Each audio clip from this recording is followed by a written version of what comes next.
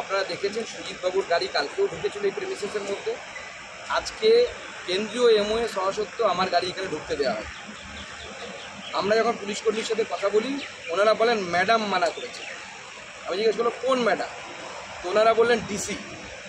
তো আমি আমার অফিসকে বলে দিয়েছি ডিসির নামে আমি একটা প্রিভিলেজের নোটিশ পাঠাচ্ছি স্পিকারকে, উনি যাবেন স্পিকারের কাছে উত্তর দেবেন। কোন এখতিয়ারে একজন কেন্দ্রীয় মন্ত্রীর গাড়ি উনি এখানে ঢুকতে দেবেন না, অথচ রাজ্যের মন্ত্রীর গাড়ি ঢুকবে? রাজ্যের মন্ত্রীর মাথায় কি দুটো সিংহ দিয়েছে?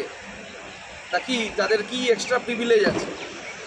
এই ধরনের বৈষম্যমূলক আচরণ আমরা সহ্য করব না।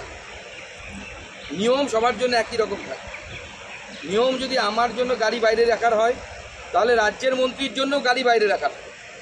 যদি মুখ্যমন্ত্রী আসতেন তাহলে না আমি ভাবতাম যে হ্যাঁ, মুখ্যমন্ত্রী স্বাভাবিকভাবে তিনি আমাদের অনেক উপরে অবস্থান করেন, হায়ারার্কি অনুসারে তার গাড়ি আলাদাভাবে ঢুকতেই পারে। কিন্তু রাজ্যের একজন মন্ত্রীর গাড়ি যদি এখানে ঢুকতে পারে, কেন্দ্রেরও যে কোনো মন্ত্রীর গাড়ি এখানে ঢুকতে দিতে হবে।